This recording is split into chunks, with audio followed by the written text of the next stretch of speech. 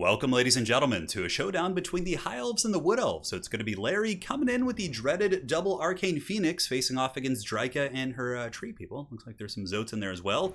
Certainly not a very elvish build. Looks like it's mostly dryads as well as various monsters of sorts. So now as far as my build goes, it is going to be a base experiment in the front, taking a beating for... it's not for the lady. Yeah, that's Bretonia. Whatever these guys worship, they're going to be taking a beating for it, that's for sure. Base experiment, of course, do lose the dryads and war dancers and all that sort of good stuff, but they hold their own. That's really what they're there to do. And of course, their melee defense in the beginning is 50, which really isn't too bad. And we got archers. We got 3 archers as well. Archers are quite good against a number of targets on the High Elf roster. For example, we can shoot the dryads, the war dancers. Zotes are somewhat durable against archer fire with their scaly skin, but really it's not terrible. Now, front battle line is, like I said, spearmen. Secondary line is archers. And in the back, we have silver helms. Silver helms with shields. Do very well against wild riders. They trade relatively efficiently against stag knights as well, and really just a good, really cost-effective unit. I like them quite a bit. They're kind of like Empire Knights, but slightly less armored, but much more capable in terms of their damage output and shock value. Yeah, Silver Helm's one of my favorite units on the roster. Now, we got Larry and the Birds. This is where things get really nasty, and I do think that typically monster play with High Elves can be very strong. Arguably, though, Teclis is a little bit better with the double Arcane Phoenix, but in this case, I wanted to try out Larry, and more importantly, I wanted Tempest, just in case he had, like, any flying shenanigans or something like that. I wanted to have the Tempest, but, you know, all jokes aside, that's not all jokes, but I don't know if a lot of High Elf or Wood Elf players, I'm a little bit new to High Elf, so I'm kind of experimenting, but I feel like you probably don't see Sisters of Twilight too much here, and if they do have, like, a glade, not a glade lord, but just a basic, lord for the Wood Elves with Prey of Anathrema. It'll probably be on a horse or something, so I don't know how valuable that is, but nonetheless, the healing is still useful. So the fight is underway. Hadri's here does have a front battle line of dryads backed up by war dancers. He does have 1 unit of Glade Guard Hagbane Tips just for the utility poison, Enigmas of Giron, as well as the Zotes. So yeah, double Zote, a lot of regrowth, a lot of healing, a lot of spells.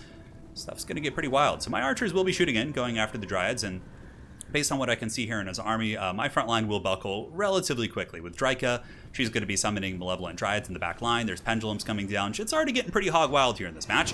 I do use my Bird Dive on the far side, do some damage to the Wraiths, but a single Pendulum, which you don't have too much time to react to Pendulums there, does absolutely destroy my archers. Now, on that same note, we do collapse on the flank with the Silver Helms. We do a frontal charge with the Silver Helms as well. We get some good damage, a fair amount of shock value here on these Dryads, while on the other side of the battlefield, we're using our 2 Arcane Phoenixes to try and win this flank. I pretty much knew that Hadri's was going to win this side. Like, he had his Zotes here, he had Ariel, he had Drika, all sorts of stuff. So in this case, I basically just need to kind of take what scraps I can get. And we also get a really juicy charge here. So the Silver Helms charging into the back of these expensive infantry, doing massive damage. Those war dancers are going to be absolutely destroyed. Now, a couple archers still shooting. We are returning fire onto the Hagbane Tips here. Even the archers who got pendulumed earlier to their demise are back in business to an extent. Now they're actually broken again. And there they go. Right when I start to hype you up, man, you just kind of disappoint, and that's what happens. Now, a little bit of an unfortunate play here. My Silver Helms were chasing as skirmishers, and I get caught by the Zotes, so I'm going to be taking some unnecessary casualties for sure. That is an unforced error, to say the least. And those, Silver Helms, I think I lose like 5 or 6 models right there. That guy like T-poses out off the back of that last one, which is pretty funny. But here, Spearmen holding back the Malevolent Dryads, a couple archers still quite functional, and, thankfully they've been able to do some good work here. Now, with this kind of build, you still have the double Arcane Phoenix, so you're never really out of the game. I try and time another bombardment there, and it actually does some okay damage, but I should have just gone right into the blob, but I didn't want to kill my own Spearmen, so I figured, hey, let's get these abilities out there. Oftentimes I just forget to use them, and let's see what happens. Now, as far as the overall state of the game goes, I would say it's pretty damn even at this point. I still have the 2 Arcane Phoenixes. He's got his Zotes and Drika in pretty good shape, but we have done some good damage to the War Dancers, as well as his archers here, but they do get the Flesh to Stone, which I think was just kind of to salvage them from a little bit of archer fire, but it's very much going to devolve into one of those games where it's very much cat and mouse, single entities trying to get the better engagements against one another. And right now, the Arcane Phoenixes have jumped in, are doing battle, and against the Dryads, it's not bad. They do fire damage, of course. Dryads are weak to fire. And I think at this point we were trying to goon Ariel. I couldn't quite remember, or maybe we're going after the Zotes. Zotes do get a regrowth on themselves. It is one of their free bound abilities, so that's quite nice. Probably will keep me from getting any models. And seeing all that going on, I do try and get back. 1 Arcane Phoenix does take a little bit of a blow, but I still have the Silver Helms, right? I have the mobility. I need to force Hadri's to kind of have to spread out and chase things down, at which point I can get picks with my Arcane Phoenixes. Like, for example, if you look right here, you can see a lot of the Wood Elf armies here, while some of it's fighting over here. Granted, he pulls it back pretty quickly, or maybe he's going to stay and fight because I kind of dropped my micro there on the Silver Helms, but either way, that's kind of the principle, right? You need to get those picks. need to do your thing, and I think right now I might have been trying to save the archers, can't quite remember. Here we get a good engagement. Silverhelm's able to hammer into those Dryads right there while some archers are still shooting, but a nice mel cost coming down from Hadries really does punish my mistake of leaving those Silverhelms idle for a hot second, but these Zoats are, yeah, Zoats are hot in their tail, man. I love, like, sometimes when they fly off the horse, they do like a T-pose as they're flying off. It's so funny. These damn archers, too. Those things are still going, which is a problem. Every time I try and engage, there's just poison kind of poking away at my forces, really giving his troops the edge when it comes to just raw combat. And here the war dancers do catch my archers. I figured it was kind of a lost cause here, and I had bigger fish to fry. So we will be going after the Zoats, which are slightly separated from the rest of the army. Granted, it looks like there's going to be a Tempest coming down, so I do see that coming. And I split up aerial, I split up my birds, because if they did catch, you know, 2 flying units at once, that's pretty unfortunate value for me. So thinking about engaging here. We do have my archers who are, you know, running from the Dryads back here. We have some Silverhelms returning. And I figure, hey, this is free real estate over here. Let's go after these Dryads, attack these guys, see what we can do, while the Spearmen do advance towards his army here. And Alariel took some work, for sure. Tempest does a lot of nasty damage.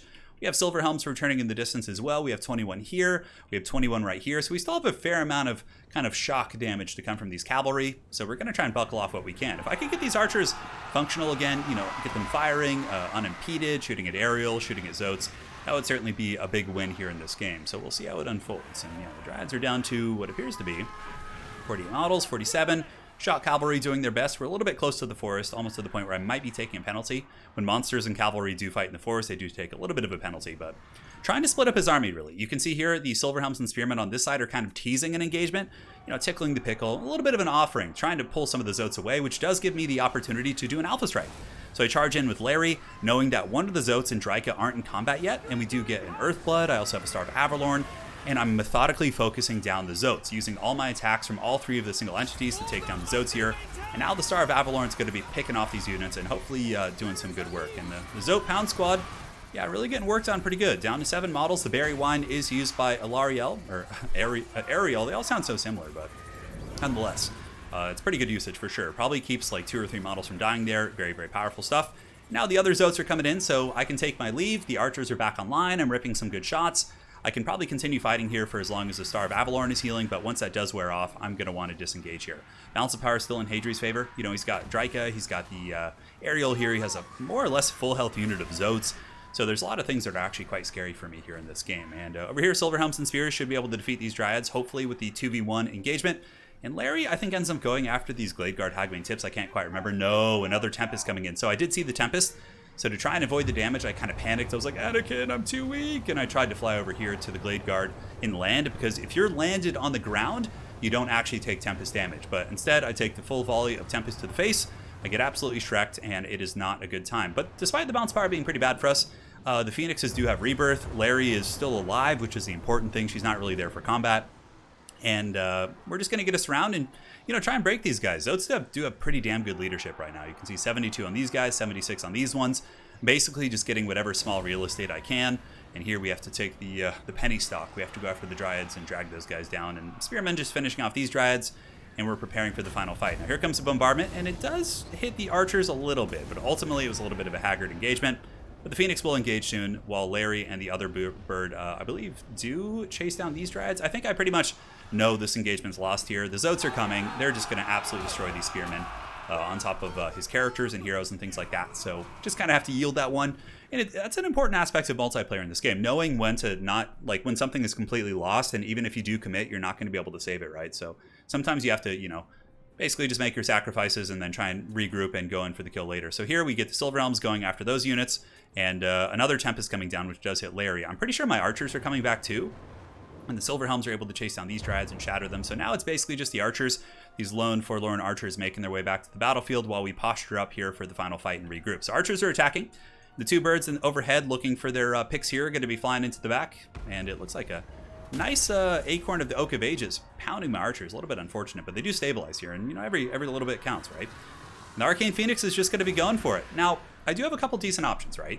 Leadership might be a little bit fickle on some of his units, and the fact that I have cavalry and the ability to surround with still a fair amount of healing, mind you, and the ability to get a rebirth on the Arcane Phoenix does give me a pretty decent chance to do well in this game. The rear charge on those Zoats actually for a second takes them to -10 leadership.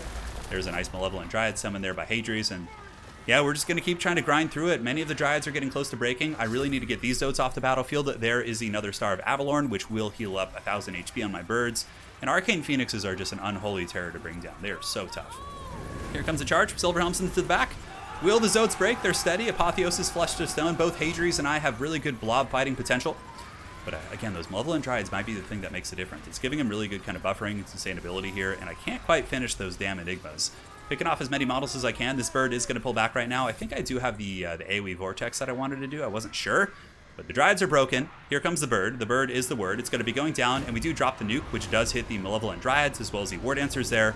And the fight continues to rage on, though we do pull back in the bounce of power a little bit. It's a very, very scary situation, to say the least. Now, my archer is still going strong here, still shooting, but they are going to be shut down by these Dryads and Glade Guard, which are, of course, out of ammunition. So my bird's going to be moving in once again to fight, just trying to get those terror routes. But man, Wood Elf leadership really is quite impressive for sure. We do get an Earthblood going down, which does heal up everything except Larry. Granted, it didn't matter. Larry's at her healing cap there. So we're just trying to pick off the Zotes, and this one Arcane Phoenix here just grinding. Dryka is nearby as well. He's got a lot of stopping power in this engagement. And I think that my other dudes over here, yeah, the archers are pretty much shut down at this point. So we just got to stay the course and fight and hope for the best. A lot of that good single entity RNG here, but the Arcane Phoenix is in some trouble. Now, Arcane Phoenixes, when they do die, sometimes they do have this like explosion, which does really big damage. So that's something I have going for me here. And yeah, it's just a messy fight to say the least. War Dancers are wavering. The Zotes are very low too, 7 and 6. And my one bird does break, which was pretty unfortunate. So that Arcane Phoenix will run for the hills, and it does get the rebirth and does the explosion, which I don't know if it does much damage against single entities. It's hard to say. But it did get the rebirth, which is pretty funny. And yeah, just like, screw this shit, I'm out of here. Now, Larry's fighting to the bitter end. The Arcane Phoenix is fighting. It's a super close game. Larry's at -18. And, I still have the full health bird, so not all hope is lost. It's certainly looking very grim, as I don't have too much left on the battlefield to kind of continue fighting here. And the Arcane Phoenix is just going to be grinding it out. So we'll do a little bit of fast forwarding. Arcane Phoenix is broken, and that is going to be GG. So well played. It was a very, very scrappy game. But in the end, we just couldn't really deal with the Zotes. We had we had some good value with the Phoenixes, I would say. 1,900, 2,300, they paid for themselves. Perhaps some inefficiencies in my Silverhelm play was a little bit catastrophic. And something about this build in general, I think that the fact that it was kind of like part of the build wanted to be single entity. Some of it wanted to be like a stationary build. I think what you do is you cut all this infantry and archers and you go like Reaver archers and go full kite. That way you're not giving them any free value. That was where I lost the battle, was I gave up 500, 2,000 plus, basically 3,500 gold he got, and I got nothing in return. Granted, my Silverhelms and my birds really got a lot of value back, so it just kind of taught me a lesson about High Elves in general, is like, this is a big investment in this kind of single entity kind of gooning stuff. I think you need to go more degenerate and go like more cavalry, more reavers, more mobility, because with like 4 reaver archers instead of this, I could have been hammering these guys and the Dryads and shooting aerial. It just gives you so much more utility, which I think is much better. So well played to Hadries. Hopefully you guys enjoyed that one. And my friends, we will see you next time. Take care.